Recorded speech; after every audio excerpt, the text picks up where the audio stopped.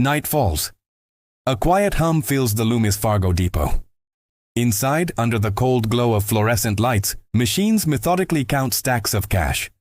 The vault, a steel beast, breathes in and out like a sleeping animal. And there, standing alone in a corridor of metal doors, is David Gaunt. He knows this place. He knows its rhythms, its secrets. He knows who comes and who goes, which van runs, and when. This knowledge is a quiet weight inside him. Back at his trailer, the air smells of motor oil and cheap coffee.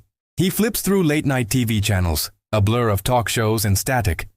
Money, to David, is something that belongs to other people. People with manicured lawns and shiny new cars. He yearns for a different life. Not because he hates his job, but because he's exhausted.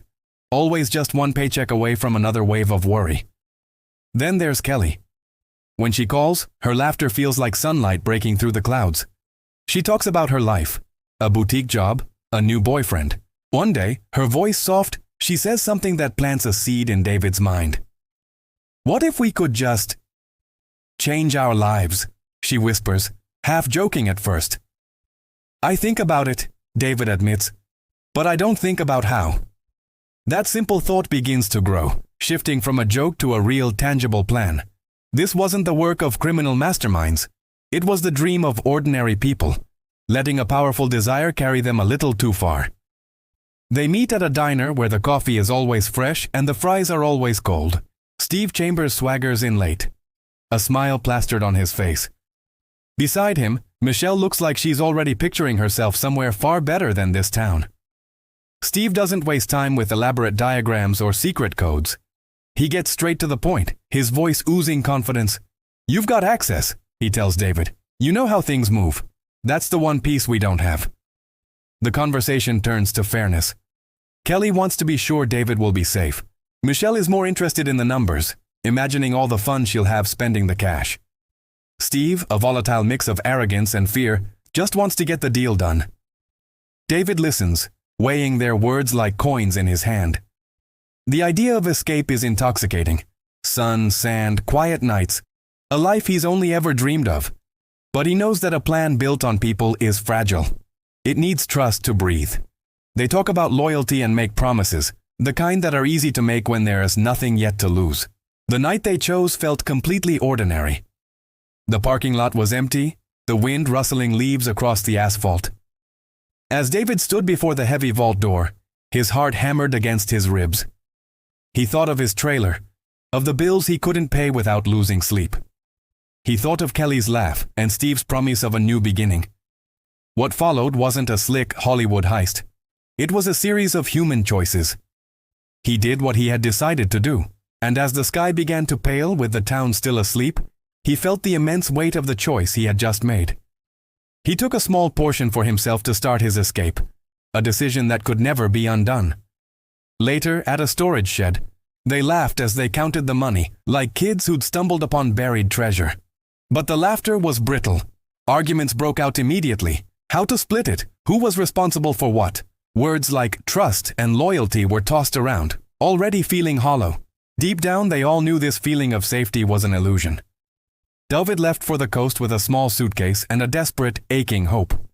He believed that by putting distance between himself and the crime, he'd be safe. But distance doesn't erase choices. Playa del Carmen was a postcard paradise. The sun was brilliant. The sea tasted of salt and endless possibility. For a while, David allowed himself to just be a tourist, feeling the sand between his toes, imagining a new life, a chance to become someone else entirely. But the phone calls from back home became thin and filled with excuses. "Soon," Kelly would say. "We're working on it," Steve would repeat over and over. Days bled into weeks. The poolside cocktails started to feel less like a vacation and more like a waiting room. Meanwhile, Steve and Michelle were living loudly. They bought a mansion, a massive TV, and threw extravagant parties. The town noticed. Friends started asking the obvious question. Where did all this money suddenly come from? Steve answered with bravado and more spending. David's hope began to curdle into doubt. He realized that being far away didn't guarantee honesty. Promises, he was learning, can be broken as easily as they are made. And for the first time, he tasted the bitter flavor of regret. The FBI moved quietly. blending into the town like pieces of furniture. They didn't need dramatic car chases or daring raids. They just followed the subtle trails. Bank transactions, strange new cars, secretive phone calls. It was patient work, connecting small, seemingly insignificant dots. Steve's lavish spending was leaving a breadcrumb trail a mile wide. Even a life paid for in cash leaves marks, because money passes through the hands of people who make mistakes. Kelly grew anxious.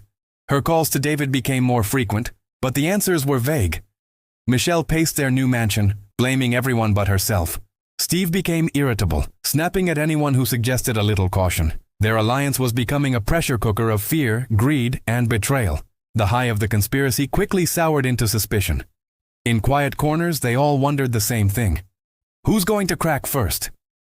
The answer didn't come from some master plan, but from simple human weakness.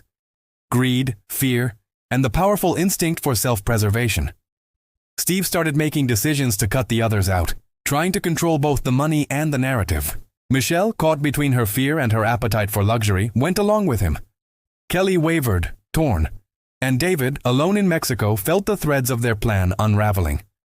One night, staring at the ceiling of a cheap hotel room, the truth hit him like a physical blow. They had used him. The friends who had promised to protect him had chosen themselves first.